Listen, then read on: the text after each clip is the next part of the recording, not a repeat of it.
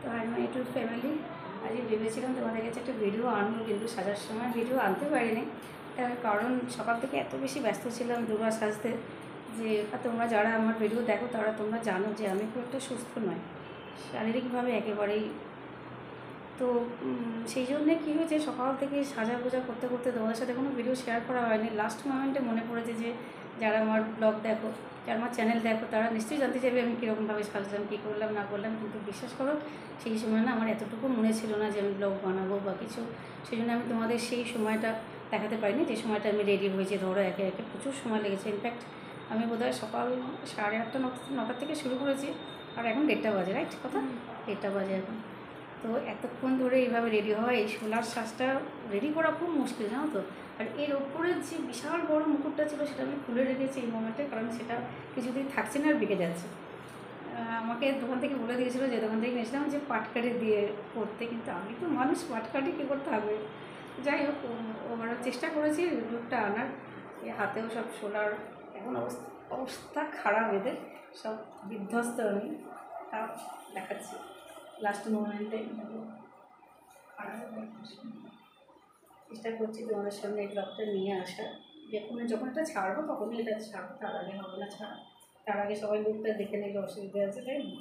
তো যাই হোক, তোমরা যারা আমার ব্লগ দেখো প্লিজ আমার চ্যানেল ভিজিট করে একটু আমার চ্যানেলে গিয়ে ভিডিওগুলো, যেমন এই ভিডিওটা দেখছো তেমন শর্টসগুলো দেখে নিও। আমি মহালয়ার জন্য কিছু শর্টস আপলোড করেছি, যেগুলো আস্তে আস্তে ছাড়তে থাকবো।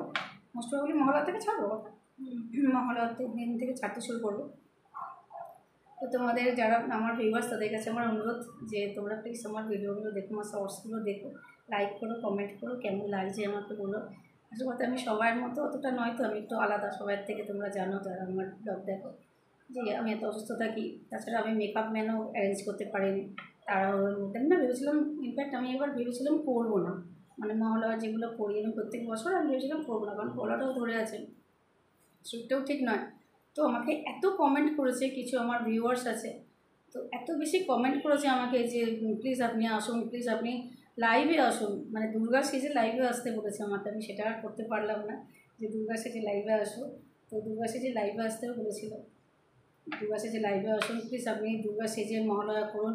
আমি বুঝলাম চেষ্টা করবো। তারপরে সেই আবার প্রচুর কমেন্ট করেছিল যে এরকম আপনি না করলে হবে না, আপনাকে ভীষণ ভালো লাগে দুর্গা সেজে। কিন্তু আমি হয়তো তার মনস্কামনাটা এবার খুব একটা ভালো পূর্ণ করতে পারিনি।